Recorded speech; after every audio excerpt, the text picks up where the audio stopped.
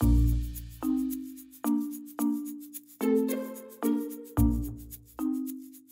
the fact that you don't just rest on things, you won't just do the status quo, and I can't work in a big corporation, just sit through these like 4-hour meetings that go nowhere. Yeah. You want change, you want things, you know, to be working quickly and well, and I think part of that is what makes certain people with ADD very successful. Let me say this, is as a starting point, what was really important to me was feeling better about myself.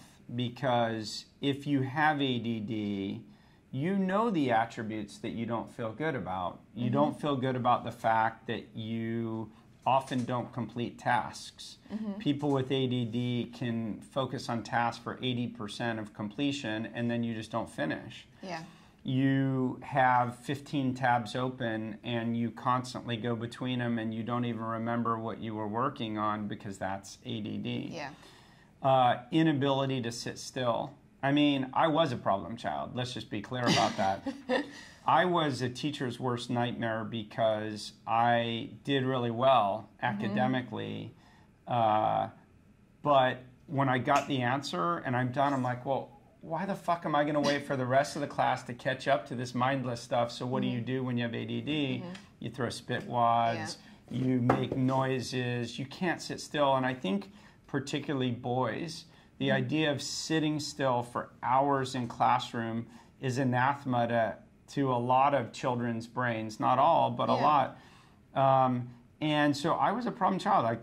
I was always getting sent to the office for stupid shit, not for grades, not for anything. So it would be like A in grade and then needs work in whatever department or whatever they call it. Yeah.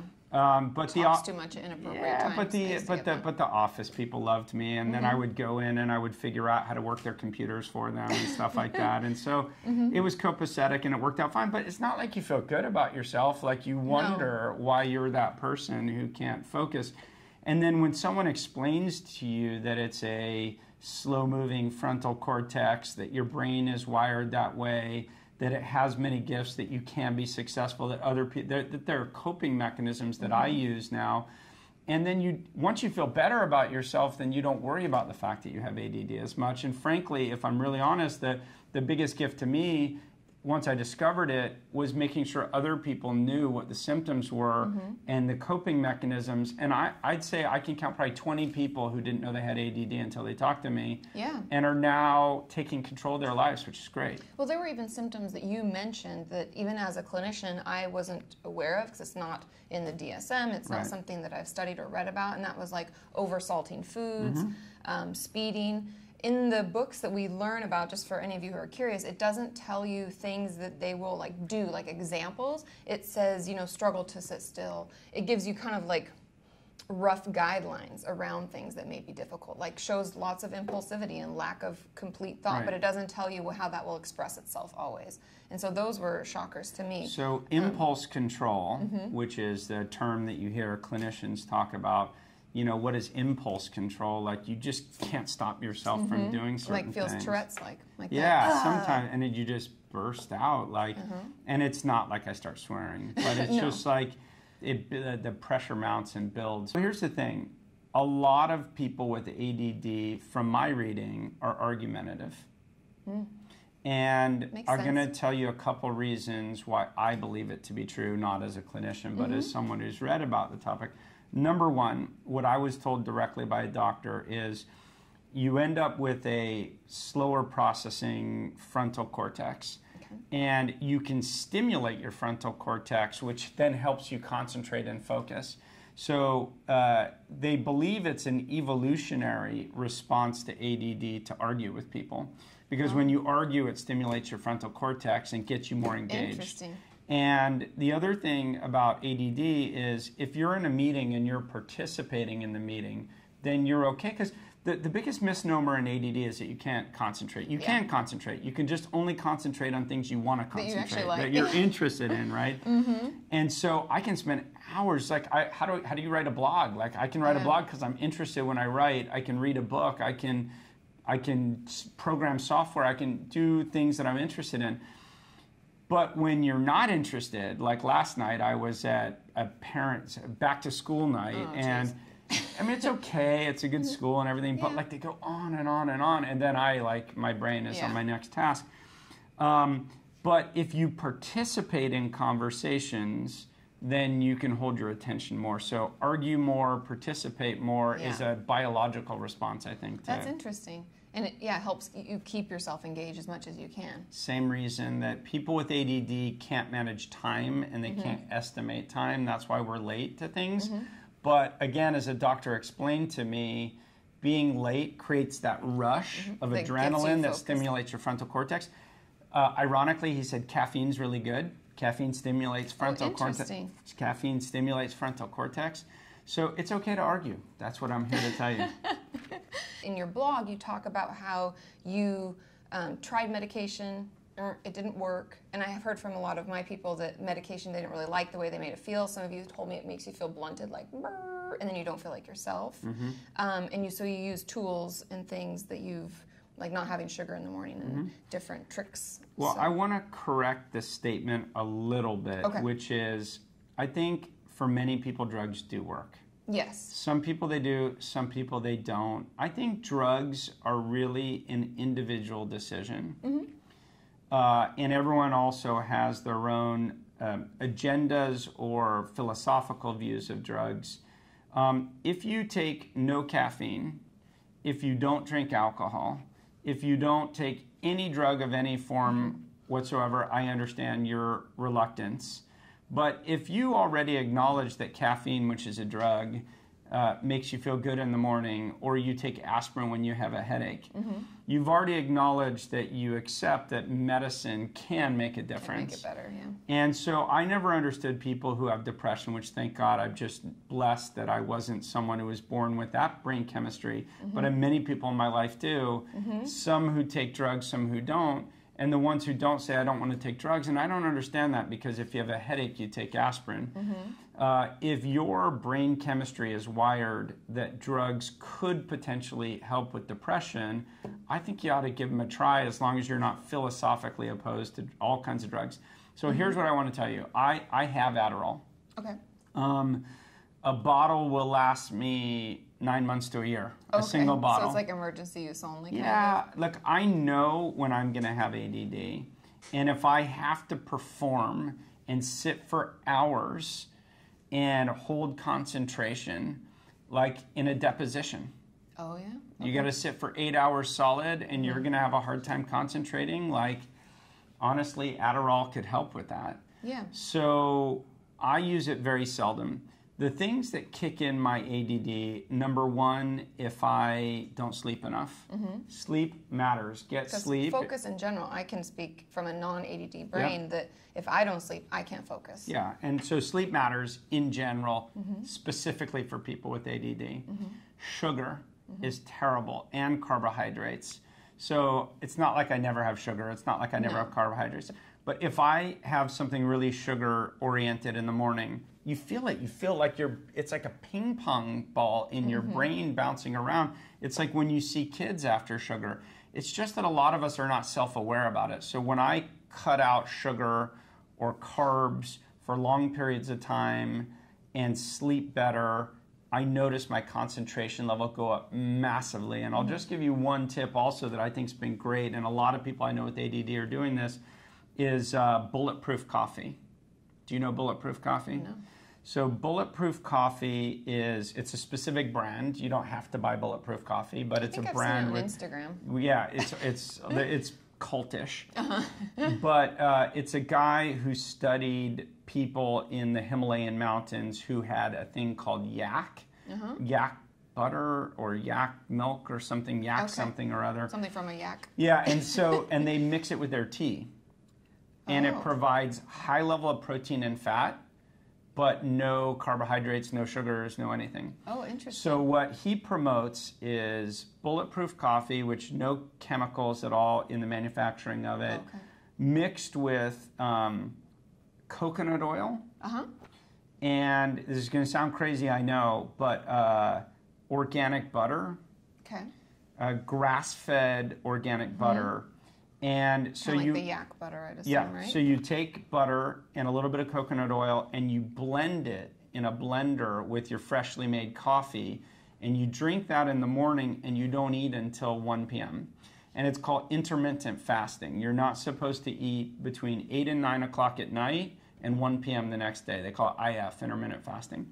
Interesting. And I know it sounds crazy, I know it sounds cultish, but here's what I will tell you, and this is the truth. And I would do it every day if I could control my lifestyle, if I had like a butler making it for me every morning. Blending it up. I can't always do it, and I can't always be good, and you should never hold yourself to 100% standard, but I had it this morning, and I won't eat until 12:30 or 1. I have so much higher concentration on mornings when I do that because you get the fat and the protein and the nutrients that you need to sustain yourself. But because you don't have carbs and sugar and food that drive your brain chemistry insane, you pay way more attention.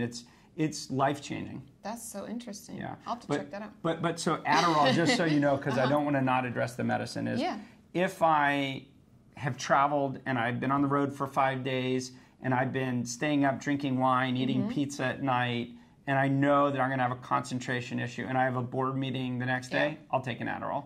And I take a really low dosage. I think it's 5 milligrams. And I'll take it like half hour before my board meeting. And it works. Your brain, instead of that ping pong ball can be bouncing around and then all of a sudden it's like, it stops. So if it helps, just out of curiosity for my own, why don't you take it all the time? I don't know. I guess, why don't I drink wine every night? Why don't I drink beer every day? I feel like the less chemicals I have to rely on, the better. Like I'd rather have less than more. And I also worry a little bit because I know, a great book for anyone who hasn't read it is Stephen Covey's 7 Habits of Highly Effective People. And I think it's great for anybody.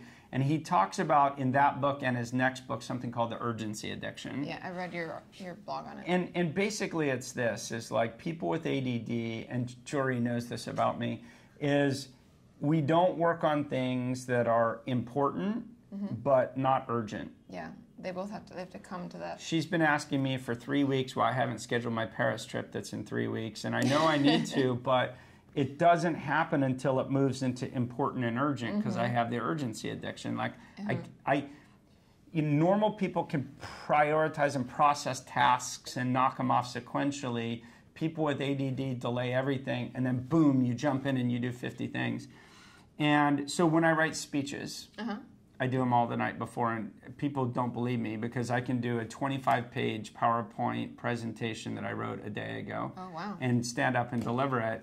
But what happens is I kick in this adrenaline, urgency addiction, and it creates creativity for me. And so what I've been able to do, I surround myself with completer finishers. So I'm the guy who gets 80% done and has these huge bursts of creativity and doesn't complete things, and I surround myself with people who are great at completing. So I work with my colleague Stuart Lander, who's amazing at process orientation, getting stuff done. And so what we do is, I might have something due in a month, and he'll say, no, we're going to do it now. And you're going to do it on Wednesday, and you've got 2 hours, and it's due at the end of 2 hours. I'm like, no, I don't want to do it. He goes, I don't care if you want to do it. You're doing it, right? I'm giving you a sense of urgency. And it has to be done. And you need to give up control to people you trust to help you manage that task better. But because I don't feel badly about how my brain works and I understand that, I embrace it, and it really works. But I'm worried that if I took ADD every day, both the extra chemicals I don't need, and B, I'm worried that I lose that creative edge. Yeah, and I've heard from a lot of people out there and other, even other YouTubers I've interviewed about this a little bit, that they don't feel like themselves. Like I said, that boo feeling, and you lose that sense of creativity that makes you feel authentically you. Let me say this though, Kati, again, just in defense of drugs. Because they have their place. I always say the best combination is therapy and medication.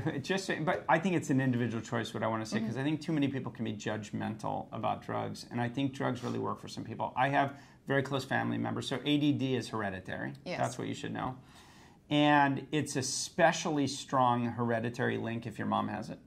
Oh, really? Yeah. I know it's more common in men than women, but that's interesting. It is, and it's mostly passed through hereditary lines. But if a woman has it, then the children of that person is even more likely than if the father has it. And so I have 3 siblings. There's 4 of us. 3 of us have ADD. One of us admits it. And being you. Yeah. No, I think at least one of my siblings admits it. But then I look at the next generation beneath us, and I started to see signs. So I went to my siblings. I said, look, I got to tell you, I went to a doctor. I had radioactive isotopes put in my blood that went to my brain, and they can see your brain. And I have ADD, and I can tell you Mom has it, believe me. And I think there's at least a chance that, I had noticed 1 or 2 of their kids maybe had it, and at least take them to their doctor. Yeah. Of course, they both had it, and of course, they have.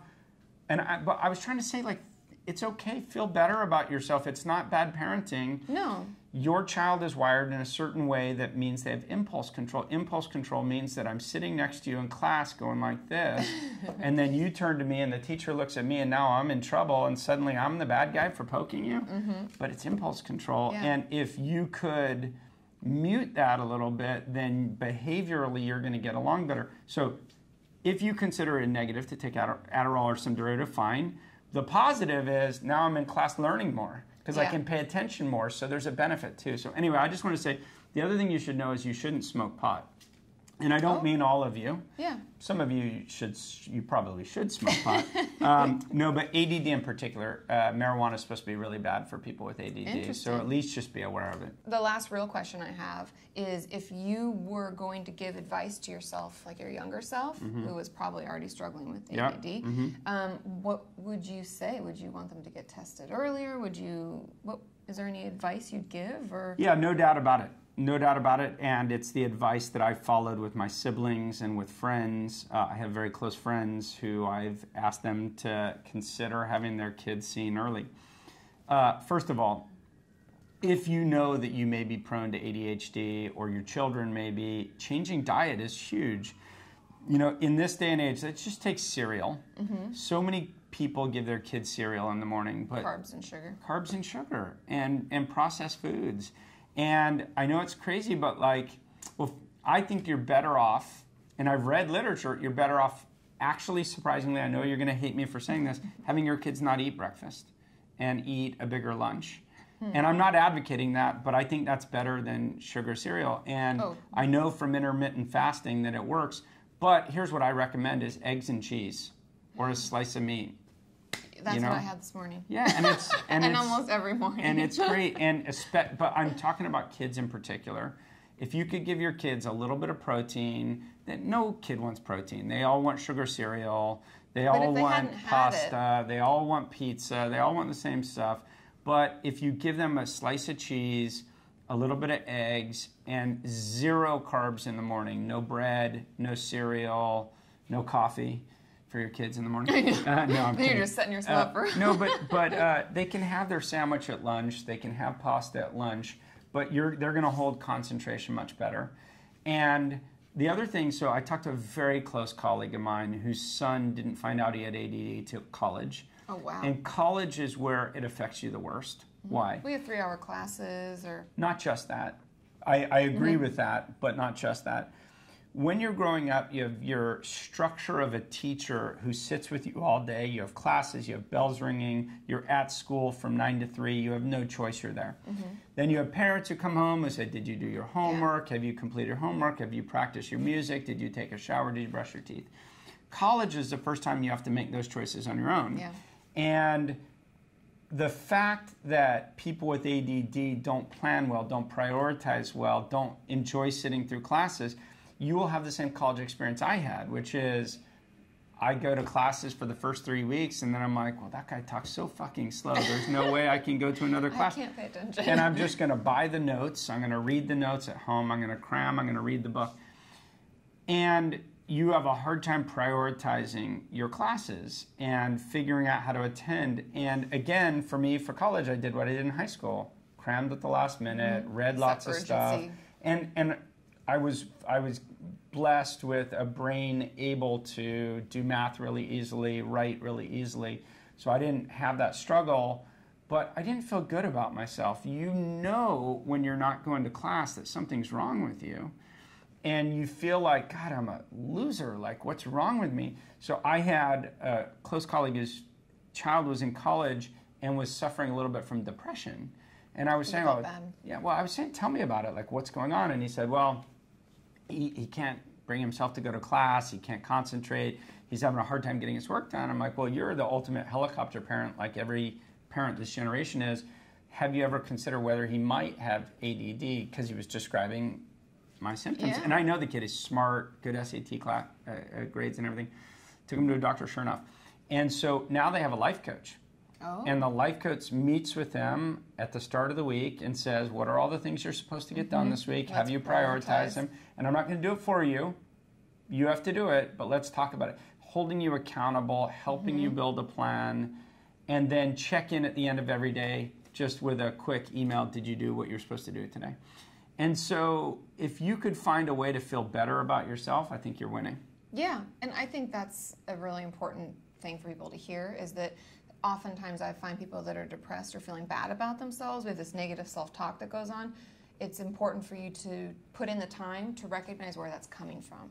Is it something that what is it that you're feeling bad about? Is it something you can change from the root? ADD for me is slow processing frontal cortex. It's not anything wrong with you. That's your genetics, and you can jujitsu it to huge positivity. I just want to thank you so much for taking time to sit down and share your story. I'm too happy to do it. I'm glad that you put out videos that help people, and for me, I just want to reduce the stigma of ADD, because I grew up where people thought ADD were kids who couldn't succeed, who were troublemakers. And by the way, even on ADD, I know there's a spectrum, and there is people who are non-functioning ADD-oriented people. But I've even seen shows on people with extreme ADD when they get them into lifestyle routines, some amount of drugs, huge changes in diet and sleep and behavior, and learning to control impulses. Huge impact, positive impact on people. And I guess my final advice, honestly, would be if you're of working age and you have to get a job done, think about your strengths and your weaknesses and surround yourself with people who complement you. I always look for completer finishers, and my wife likes to say that that's why I married her. She's phenomenal completer finisher.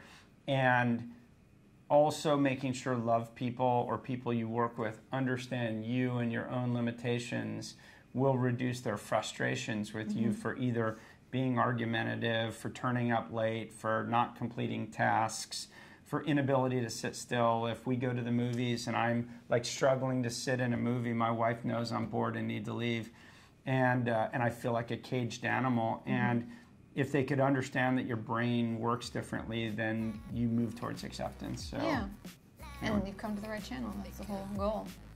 Well, thanks again. Thank you. If any of you want to check out he has a YouTube channel where he puts up mainly tech-focused interviews with very wonderful people in the tech space. And also, I'll put a link in the description below to his blog. You should check it out. I love what you're doing. It's Thank you. Really cool. So, appreciate it. Thanks again. See you next time. Bye. Thanks.